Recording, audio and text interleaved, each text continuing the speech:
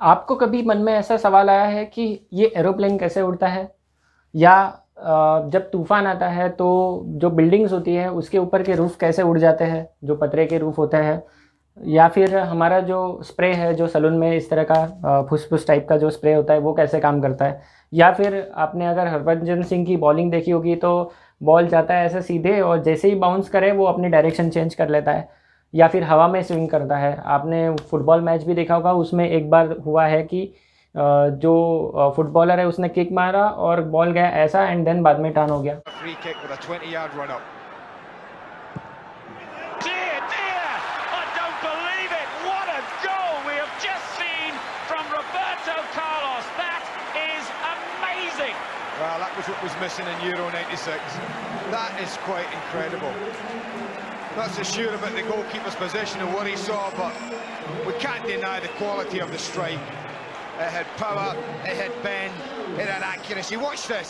Starts way, way, way wide of the goal. That's 2-3 yards wide and just clips the inside of the post. That is quite a magnificent free kick. I'm not so sure we'll see one better than that for many, many a year. Quite exquisite. An absolutely stunning shot. Barthez, well, he was as much a spectator as I was. Which is also called as Magnus effect.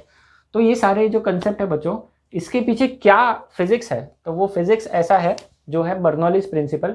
तो आज के session में हम लोग Bernoulli's principal पढ़ेंगे। Fluid dynamics topic जो है हमारा चैप्टर नंबर 2, इसका बर्नौलीज प्रिंसिपल ये लास्ट टॉपिक है। तो पहले हम लोग कुछ एक्सपेरिमेंट्स देखेंगे और बाद में जाएंगे उसके मैथमेटिक्स और उसके डेरिवेशंस पे। तो चलिए एक्सपेरिमेंट देखते हैं। अब बच्चों, ये हम एक एक्सपेरिमेंट करने वाले हैं जो बर्नौली प्रिंसिपल पर बेस्ड है। आपके सामने एक कैंडल है और एक स्ट्रॉ है। अब हम इस कैंडल को लिट करेंगे।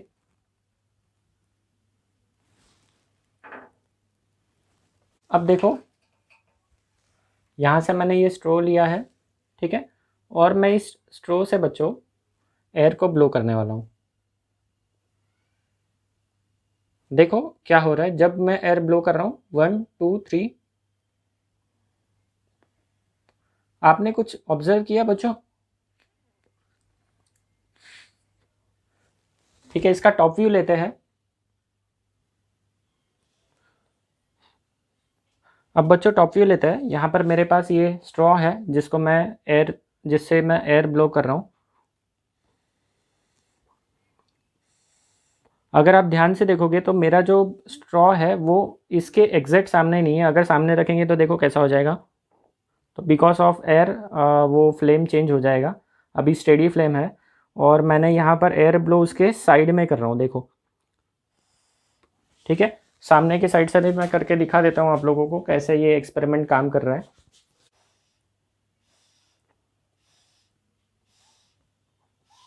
जितनी भी बार मैं बच्चों इसको ब्लो करूँगा उतनी बार वो स्ट्रीम, उसका जो कैंडल का फ्लेम है वो बेंड हो रहा है। जिस तरफ ब्लो करेंगे उस तरफ बेंड होगा। देखो यहाँ पर दूसरी तरफ ब्लो करके देखते हैं।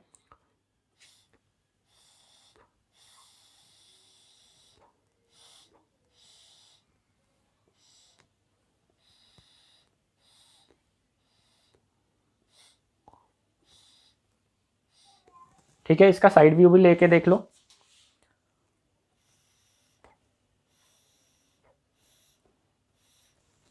इंटरेस्टिंग।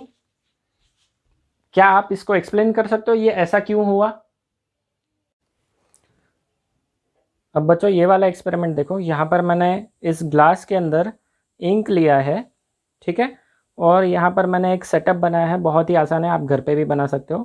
तो ये एक रिफ़िल है और इसको मैंने ये एक पेन एम्प्टी करके, जो अपना पेन होता है नॉर्मल पेन, उसको मैंने खाली कर दिया है। तो ये मेरा पाइप की तरह काम करेगा, एम्प्टी पाइप की तरह। और ये है अपना सिंपल एक रिफ़िल। तो ये आप घर पे भी बना सकते हो, ऐसा एक्सपेरिमेंट है, ठीक है। अब हम लोग क्या करेंगे, तो मैंने देखो इसको इसके अंदर रख दिया है। मैं थोड़ा आपको दूर कर देता हूँ तो पूरा व्यू आएगा, ठीक है। और मैं अभी क्या करूँगा, मैं अब ये जो पाइप है इसको मैं यहाँ से ब्लो करूँगा, ठीक है। तो यहाँ से ब्लो करने पे व्हाट डू यू एक्सपेक्ट, जो एयर है वो यहाँ से दो जगह जाएगी।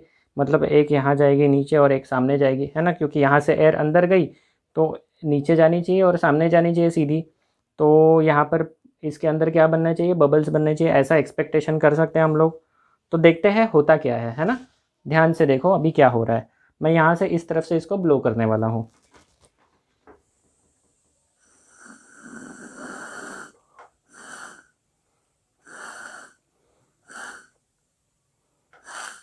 क्या हुआ देखो, अगर आप रिफिल में ध्यान से देखोगे, रिफिल के अंदर देखो ध्यान से क्या हो रहा है। तो यहाँ पर तो कोई बबल तो नहीं बन रहा है, लेकिन रिफिल के अंदर का जो लिक्विड है, लिक्विड मतलब यही पानी है, ये इंक वाला पानी है, कलरफुल पानी, तो ये लिक्विड के इस ट्यूब के अंदर राइज कर रहा है। वापस से देखो, वापस से कर रहा हूँ मैं।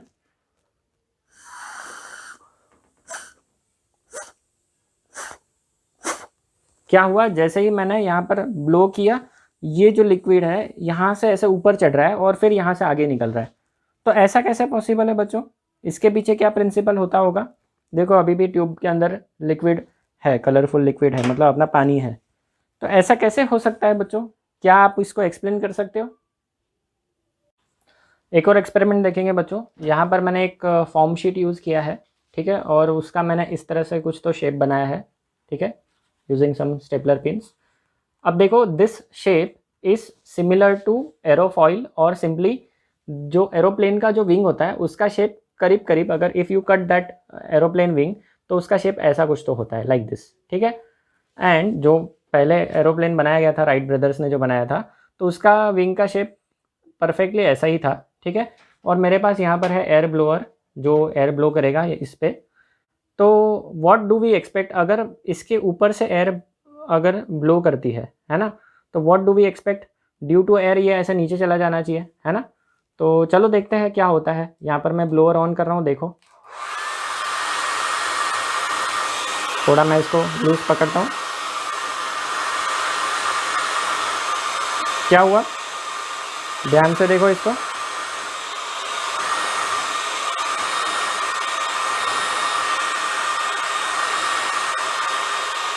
क्या हो रहा है, ये ऊपर ऊपर लिफ्ट कर रहा है।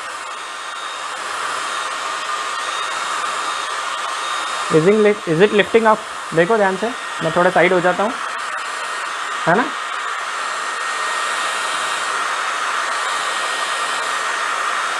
इसको थोड़ा ऐसे ऐसे पकड़ते हैं, ये तो उड़ जाएगा।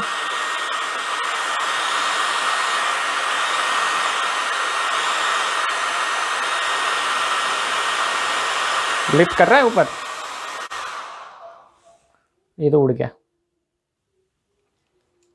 फिर से एक बार देखो,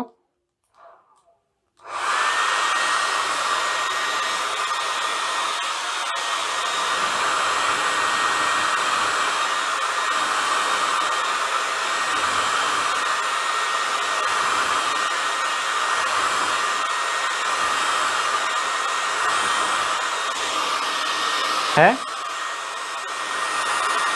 इट इज लिफ्टिंग अप।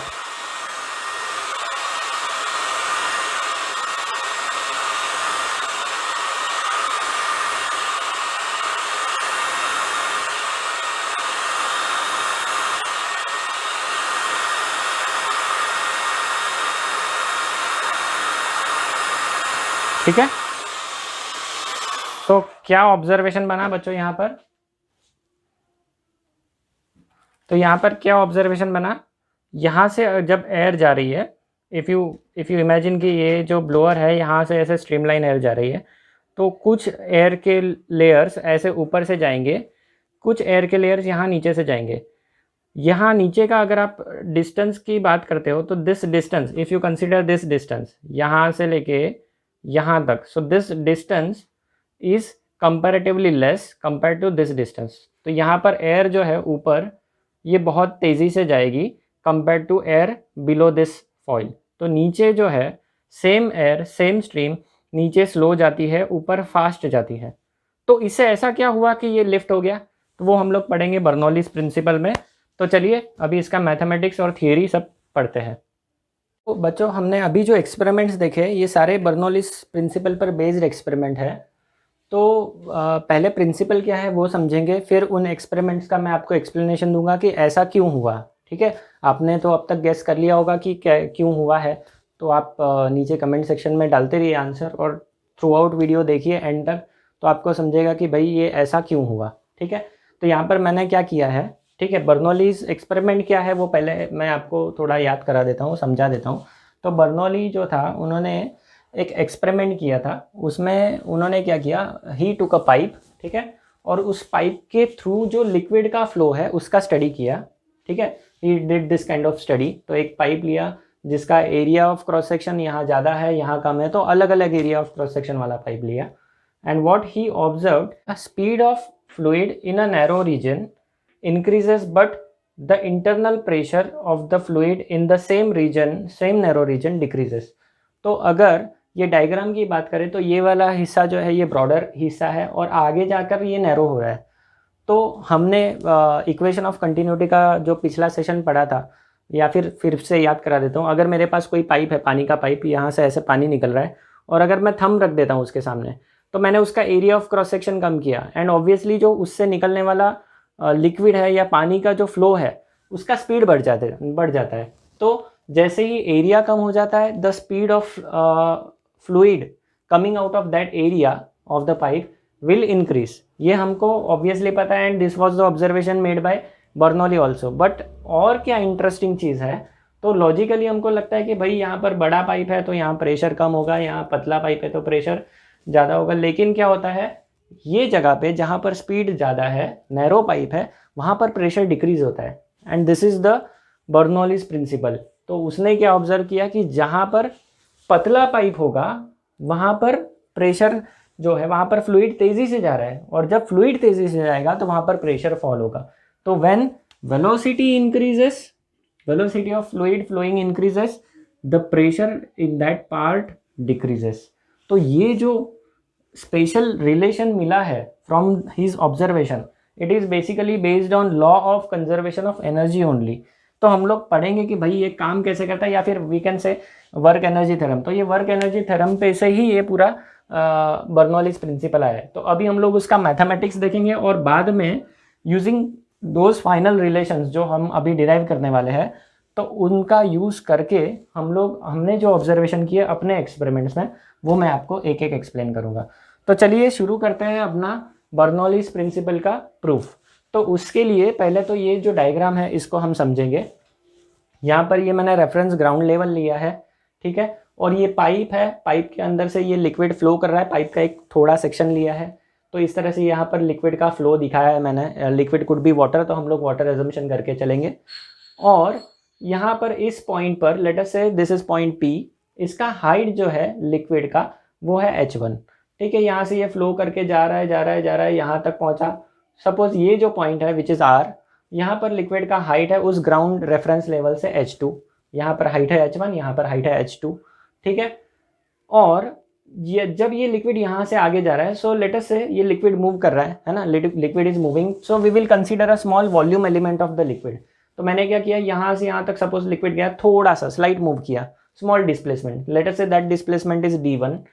तो ये P से Q गया। अगेन वेलोसिटी कितना है, v1 है। इस पर्टिकुलर पॉइंट पर वेलोसिटी कांस्टेंट है। हम लोग आइडियल फ्लूइड ले रहे हैं बच्चों। Ideal fluid is incompressible fluid, ठीक है। और जहाँ पर नॉन विस्कस एंड इनकम्प्रेसिबल, मतलब हम लोग विस्कस फोर्सेस की बात नहीं करेंगे पूरे डेरिवेशन में, ठीक है। तो अब यहाँ पर देखो, यहाँ पर इस पॉइंट पे वेलोसिटी है v1 और ये यहाँ से यहाँ तक डिस्प्लेसमेंट हुआ d1। ओके, इस पॉइंट पर, इस पर्टिकुलर पॉइंट पर जो फ्लूइड है, ऑब्वियसली ये पाइप आगे भी तो है, इसके नीचे भी तो पाइप है, आगे कहीं ना कहीं से लिक्विड आ रहा है। तो उस लिक्विड का जो प्रेशर होगा, बाकी के लिक्विड का प्रेशर इस छोटे से एलिमेंट पे, this is a volume element, liquid का छोटा सा वॉल्यूम एलिमेंट है सिलेंड्रिकल शेप का। तो इस पर जो बाकी लिक्विड का फोर्स लगेगा वो होगा, यहाँ पर जो भी प्रेशर है P1 इंटू इसका एरिया है A1। So P1 into A1 is force on this element, जो उसको ऊपर पुश करेगा, ठीक है। अब यहाँ पर इस एलिमेंट की बात करें तो यहाँ पर प्रेशर बनेगा P2 इंटू A2, जो अगेंस्ट, अगर मोशन की बात करें तो ये इस तरफ है, अगेंस्ट मोशन है, ठीक है। और ये यहाँ पर फ्लूइड जो है वो डिस्प्लेस हो रहा है विथ डिस्प्लेसमेंट d2, ठीक है। और वेलोसिटी यहाँ पर इस पॉइंट पर होगा v2, यहाँ पर वेलोसिटी v1 है तो यहाँ वेलोसिटी v2 लिया है हमने, ठीक है। तो ये इस तरह का कुछ हमने सारी चीज़ें ली है। यहाँ एरिया A1 है, यहाँ एरिया A2 है, A2 A1 से कम है ना, इसलिए यहाँ पर वेलोसिटी v2 जो है वो ज़्यादा होगी। We know the equation of continuity, अगर एरिया कम हो जाए तो स्पीड बढ़ती है, ये हमको पता है और हमने ऑब्जर्वेशन भी किया है। अगर पाइप के आगे पानी निकल रहा है और आपने थंब लगा दिया तो आपने एरिया कम कर दिया लेकिन पानी का स्पीड बढ़ जाएगा। ठीक है, तो चलिए अभी इसका डेरिवेशन करते हैं। अब देखो ये पाइप में से फ्लूइड फ्लो कर रहा है, ठीक है, तो लेट अस से एक छोटा टाइम, बहुत छोटा टाइम dt के लिए ये जो लिक्विड था जो यहाँ था वो यहाँ से यहाँ मूव कर गया, तो इतना वॉल्यूम उसने फ्लो किया, that volume flow is dv। ठीक है, वो वॉल्यूम फ्लो को हम लोग क्या बोलेंगे, the volume dv flowing through the pipe, obviously the pipe, in time dt is same. तो यहाँ से कैसे सेम हो जाएगा, सोचो इस पाइप में से जितना लिक्विड एंटर करेगा उतना ही लिक्विड तो एक्सीड करता है, तो जो वॉल्यूम इसमें से जाने वाला है वही वॉल्यूम यहाँ से भी निकलेगा उतने ही टाइम में। तो उतने ही टाइम में लेट अस से dv वॉल्यूम यहाँ से पास हुआ तो उतना ही dv वॉल्यूम यहाँ से पास होगा, और वो dv वॉल्यूम कितना होगा, तो ये सिलेंडर है तो इसका एरिया इंटू लेंथ है ना। हमारे पास वॉल्यूम ऑफ सिलेंडर का फॉर्मूला है पाई आर स्क्वायर एल, तो एल की जगह हम लोग d2 डालेंगे और पाई आर स्क्वायर की जगह एरिया डालेंगे, सो a1 इंटू d1 ये हो गया ये वाले पॉइंट का एरिया है ना, ये वाले वॉल्यूम का ये वाला जो वॉल्यूम है उसकी वैल्यू हो गई a1 d1 और इस वाले की हो गई कितनी a2 d2। तो इस तरह से हमने वॉल्यूम दोनों लिख ली है, ठीक है, और दोनों वॉल्यूम जो होंगे वो सेम होंगे इन टाइम dt। सो ये वॉल्यूम फ्लो जो है वो सेम रहेगा, ये आपको सिंपल लॉजिक है, ये दिमाग में रखना है। So this is our first equation. ठीक है, अब देखो हम आइडियल फ्लूइड की बात कर रहे हैं, तो आइडियल फ्लूइड है तो वहाँ पर हम जो नॉन कंजर्वेटिव फोर्सेस होते हैं जैसे कि विस्कोसिटी है ना, तो विस्कोसिटी हम लोग नहीं कंसीडर करेंगे, कॉम्प्रेसिबल भी नहीं है, ऐसा समझ के चलेंगे। ठीक है, तो सिर्फ फोर्स कौन सा लगेगा, तो एक ग्रेविटेशनल फोर्स लगेगा जिसकी वजह से वो देखो ऊपर है नीचे है, हाइट चेंज हो रहा है, तो ग्रेविटेशनल फोर्स की वजह से वर्क डन होने वाला है, या फिर वर्क डन करने के लिए मतलब ये ग्रेविटेशनल फोर्स के अगेंस्ट वर्क डन करना होगा। ठीक है, दूसरी चीज़ है प्रेशर, यहाँ पर प्रेशर अलग है वहाँ पर प्रेशर अलग है, so pressure of the surrounding fluid is also doing the work. तो यहाँ पर दो चीज़ें जो वर्क कर रही है। ठीक है, तो W लेट अस से W जो है वो वर्क डन है, तो वो वर्क डन हम लोग क्या लिख सकते हैं, वर्क डन लिख सकते हैं फोर्स इनटू डिस्प्लेसमेंट। तो यहाँ पर फोर्स की बात करें तो यहाँ पर फोर्स है pressure into area, P1 A1 is the force at this point, यहाँ पर फोर्स है P2 A2। ठीक है, तो P1 A1 फोर्स हो गया इनटू डिस्प्लेसमेंट कितना हुआ, इस फोर्स की वजह से ये डिस्प्लेसमेंट हुआ d1, सो P1 A1 इंटू d1। और दूसरा फोर्स यहाँ पर लगा ऐसा है ना, क्योंकि ये वाला जो आगे का फ्लूइड है वो इस तरफ प्रेशर लगाएगा तो वो हो जाएगा P2 A2, ये हो गया force into d2, against motion है इसलिए इसको माइनस लिया है। ठीक है, so this will be the net work done, ये इतना वर्क डन होगा टोटल। ठीक है, अब यहाँ पर अगर देखोगे तो A1 D1 क्या है बच्चों, dv है, तो मैंने यहाँ क्या लिख दिया P1 A1 D1 की जगह P1 dv लिख दिया, क्योंकि A1 D1 इज dv।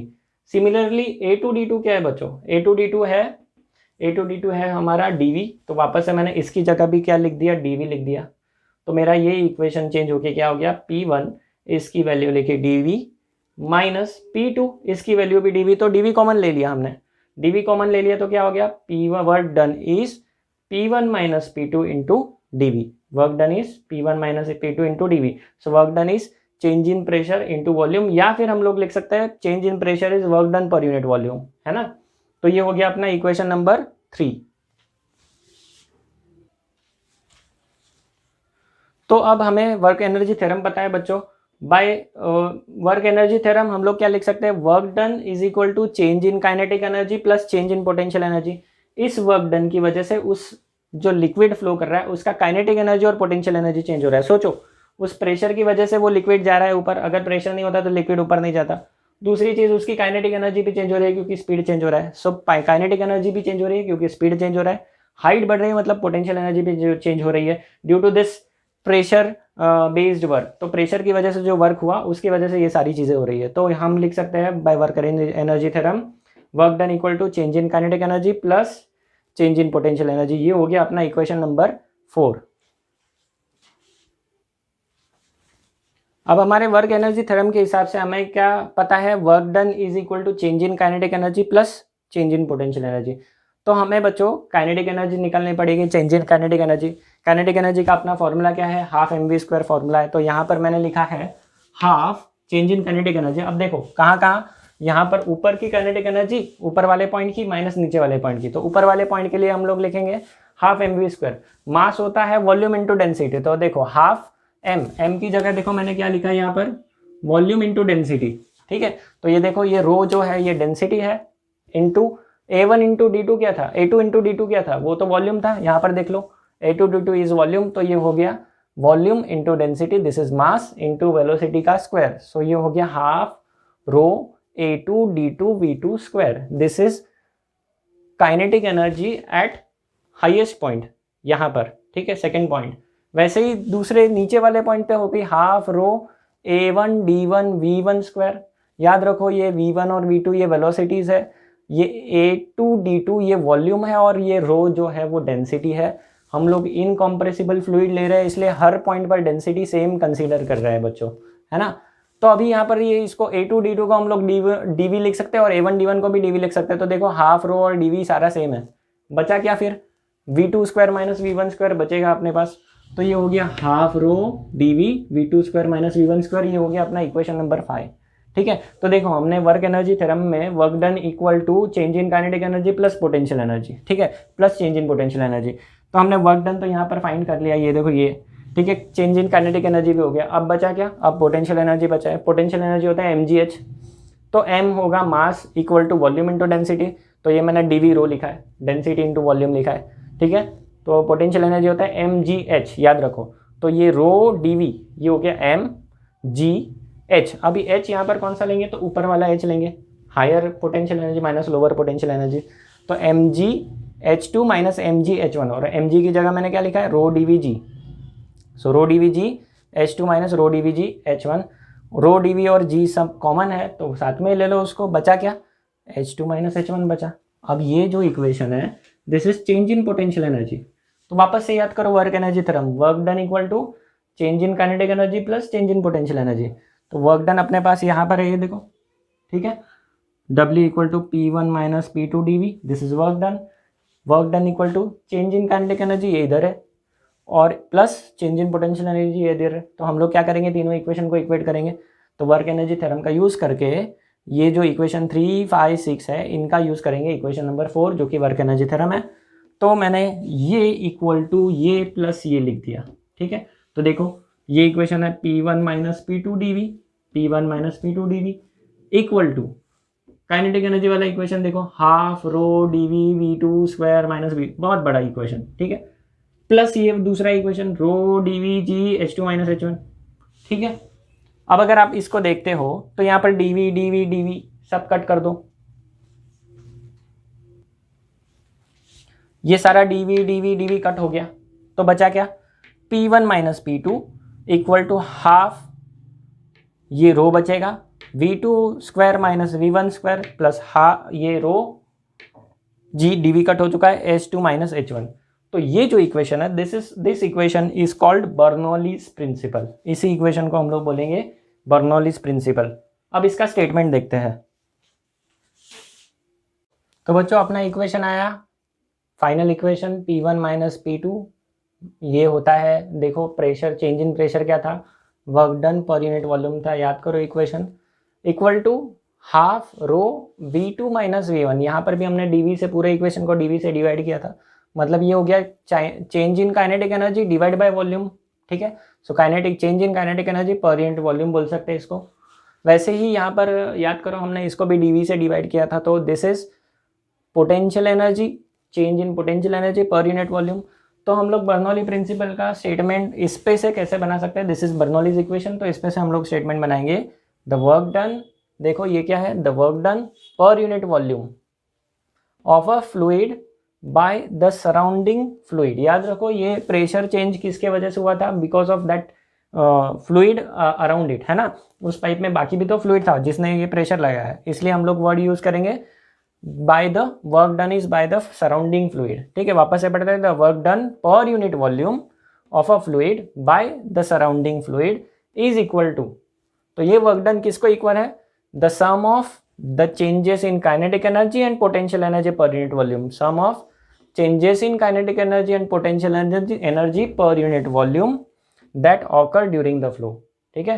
तो फ्लो के वक्त जो काइनेटिक एनर्जी और पोटेंशियल एनर्जी में चेंज आता है per unit volume, and that is due to the और that is occur due to the work done per unit volume by the fluid surrounding fluid, है ना। तो बाकी सराउंडिंग फ्लूइड ने उस फ्लूइड एलिमेंट पे जो वर्क किया है उसकी वजह से ये सारी चीज़ें हो रही है। So basically this is conservation of energy theorem only.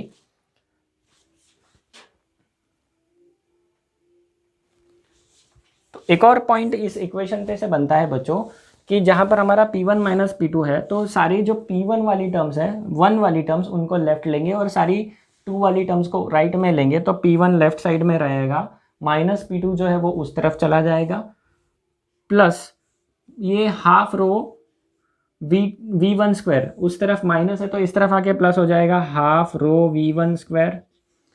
फिर जो हमारा दूसरी टर्म है रो GH1 वो भी इस तरफ आ जाएगी क्योंकि वहाँ पर माइनस है, क्योंकि वहाँ पर माइनस हो रहा है। उस तरफ बचेगा अपना यहाँ का माइनस P2 तो जो था वो वहाँ गया तो प्लस P2 हो गया, प्लस उस तरफ हाफ रो V2 स्क्वायर तो था ही, माइनस V1 स्क्वायर इस तरफ प्लस हो गया था, प्लस रो GH2। तो अगर आप देखते हो यहाँ पर, so pressure plus half rho V1 square plus रो GH1 और वहाँ पर वापस से प्रेशर दूसरे पॉइंट पर हाफ रो V2 स्क्वायर और रो GH2 ये इक्वल है। इसका मतलब ये जो टर्म है P plus half rho V square plus रो GH, ये बच्चों कांस्टेंट रहेगी किसी भी दो पॉइंट्स पे, या फिर वी कैन से कि ये जो एडिशन है ये हर जगह कांस्टेंट रहेगा through out the fluid in motion. तो यहाँ पर हम इस P की बात करें तो ये प्रेशर पर यूनिट वॉल्यूम था, है ना, दिस वाज प्रेशर पर यूनिट वॉल्यूम, प्लस ये क्या था, this was kinetic energy per unit volume, change नहीं बोलेंगे क्योंकि यहाँ पर डिफरेंस नहीं कर रहे। So kinetic energy per unit volume plus potential energy per unit volume is constant at each and every point inside the liquid. याद रखो लिक्विड या फ्लूइड हम लोग आइडियल कंसीडर कर रहे हैं, तो ये बर्नौलीज प्रिंसिपल है जो एनर्जी कंजर्वेशन बता रहा है। यहाँ पर बच्चों ये जो फर्स्ट टर्म है, this first term is called as pressure head, this second term is called as velocity head and this third term is called as potential head। ठीक है, तो ऐसे हमारे पास तीन अलग अलग टर्म्स आते हैं और इनका टोटल जो है ये हमेशा हर जगह कांस्टेंट रहता है। ये हो गया दूसरा इंटरप्रिटेशन बर्नौलीज थ्योरम का। अब हमने जो एक्सपेरिमेंट्स किए उनको एक बार याद कर लेते हैं। ठीक है, तो ये मैंने कैंडल लिया था, इस कैंडल को जब मैंने ब्लो किया यूजिंग पाइप, ठीक है, तो ये जब कैंडल को ब्लो करते हैं तो ये जो फ्लेम है, फ्लेम के पास में जो पाइप से आने वाली एयर है, तो ये सोचो एयर जो है इस पाइप से आ रही है, वो मैंने ब्लो किया हुआ है, so its velocity is quite high. तो यहाँ पर सोचो इस कैंडल के जो फ्लेम है उसके आसपास, तो अभी मैंने कैंडल बर्न नहीं किया, तो इस फ्लेम के आसपास जो एयर है इट इज़ एट रेस्ट, सो उसका वेलोसिटी आप कंसीडर कर सकते हो कि 0 है। जो मैंने ब्लो किया उस वाले एयर का वेलोसिटी ज़्यादा है, जो एक स्ट्रीम इसके पास में से जाएगा ऐसे। ठीक है, तो जहाँ पर वेलोसिटी ज़्यादा है वहाँ पर क्या होता है, यहाँ देखो इस वाले इक्वेशन में, तो pressure plus kinetic energy, suppose अब यहाँ पर पोटेंशियल एनर्जी की बात करेंगे तो यहाँ पर सारी चीज़ें हॉरिजॉन्टल लेवल पे हो रही है ना, मेरा कैंडल इस लेवल पे है और मेरा जो एयर का ब्लो है वो भी मैं सेम लेवल पे ले रहा हूँ। तो यहाँ पर हम लोग काइनेटिक एनर्जी की और प्रेशर की बात करेंगे, पोटेंशियल एनर्जी समझो कांस्टेंट है थ्रू आउट एक्सपेरिमेंट, तो ये वाली टर्म भूल जाओ। तो बचा क्या, P बचा और हाफ रो, ये वाली दो टर्म बची, P plus half rho V square. तो P plus this term is constant, it means pressure बढ़ा तो ये वेलोसिटी घटेगी, वेलोसिटी बढ़ी तो प्रेशर घटेगा। ठीक है, अब देखो मैंने क्या किया था, यहाँ पर एयर ब्लो किया इसके थ्रू, ऐसे देखो ऐसे एयर गई यहाँ से बाजू में से गई उसके, जैसे ही ये एयर इसके बाजू में से जाएगी, यहाँ से एयर स्ट्रीम जाएगी, है ना, ब्लो किया हुआ एयर का स्ट्रीम जाएगा, तो वहाँ पर वेलोसिटी बढ़ गया। Because of increase in velocity इस रीजन में प्रेशर घट गया, और प्रेशर घटने की वजह से जो सराउंडिंग एयर था वो इस स्ट्रीम के साथ आने लगा। मतलब यहाँ पर लो प्रेशर बना, यहाँ हाई प्रेशर है, तो हाई प्रेशर से लो प्रेशर की तरफ हमारी फ्लेम बेंड हो गई। तो जैसे ही मैंने ब्लो किया तो वो फ्लेम बेंड हुई। दिस वॉज द रीज़न कि वो फ्लेम जिस तरफ मैं ब्लो कर रहा हूँ उस तरफ क्यों बेंड हुई। फिर दूसरा हमने एक्सपेरिमेंट ये देखा था, ये सेटअप बनाया था हमने, अब मैंने वो लिक्विड फेंक दिया, तो जैसे ही हमने इसको लिक्विड में रखा, हुआ क्या, इसके अंदर से एयर स्ट्रीम गया ऐसा। ठीक है, जैसे ही एयर स्ट्रीम जा रहा है तो अंदर जो पाइप के अंदर का वेलोसिटी था एयर का, इट वाज हाई। जैसे ही वेलोसिटी बढ़ता है प्रेशर घटता है, तो इसके अंदर प्रेशर कम हो गया कंपेयर टू व्हाट, ये मैंने पूरा लिक्विड के अंदर रखा था, तो compare to atmospheric pressure. Atmospheric pressure के कंपैरिजन में इस पाइप के अंदर का प्रेशर कम हुआ क्योंकि मैंने वहाँ पर एयर को ब्लो किया था, वेलोसिटी बढ़ा दी थी एयर की, प्रेशर डिक्रीज हुआ। एटमॉस्फेरिक प्रेशर के कंपैरिजन में तो एटमॉस्फेरिक प्रेशर ने जो इस ग्लास के अंदर लिक्विड था उसको पुश किया, कहाँ पुश किया, पाइप के अंदर, और वो पाइप के अंदर का लिक्विड मेरा ऊपर मूव होने लगा। This is the principle on which our spray, जो सलून के अंदर स्प्रे यूज़ होता है ना, पानी का स्प्रे होता है, तो वो सारा इस पे काम करता है, इस प्रिंसिपल पे। फिर हमने एरोफॉइल का एक्सपेरिमेंट देखा था, तो इस तरह का मेरा एरोफॉइल था, अभी तो डैमेज हो गया पूरा, तो ये इस तरह का एरोफॉइल था। तो ये एरोफॉइल क्या होता है, ये जो हमारा एरोप्लेन है ना, उसका विंग इस तरह का कुछ होता है, विंग का क्रॉस सेक्शन, मतलब उसको अगर कट करेंगे तो विंग ऐसा दिखता है कुछ, तो ठीक है। तो यहाँ पर देखोगे तो ये सरफेस एरिया ज़्यादा है, ये डिस्टेंस यहाँ से, अगर ये ऐसा मैंने विंग रखा है और यहाँ से एयर आ रही है, इमेजिन करो, तो ये पोर्शन से एयर को ज़्यादा डिस्टेंस ट्रैवल करना है, यहाँ से कम करना है, ठीक है।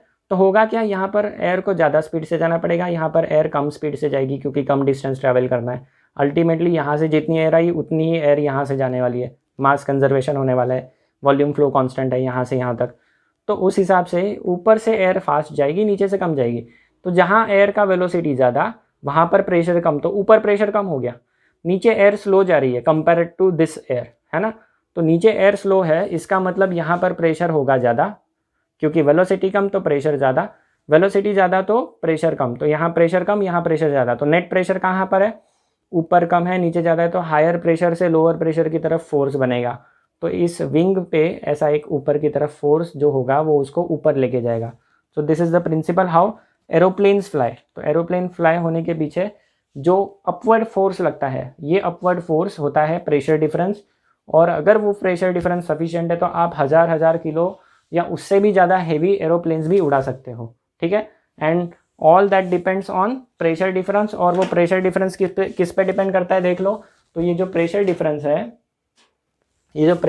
है, वो डिपेंड करता है वेलोसिटी डिफरेंस पे। तो जितना तेज़ी से एयर ब्लो होगा उतना प्रेशर डिफरेंस ज़्यादा क्रिएट होगा, इसलिए वहाँ पर इंजन लगाए जाते हैं, ब्लोअर लगाए जाते हैं, बड़े बड़े इंजन होते हैं, वो तेज़ी से एयर को ब्लो करते हैं, जिससे ये प्रेशर डिफरेंस इतना हो जाता है कि it can balance the weight of the aeroplane itself.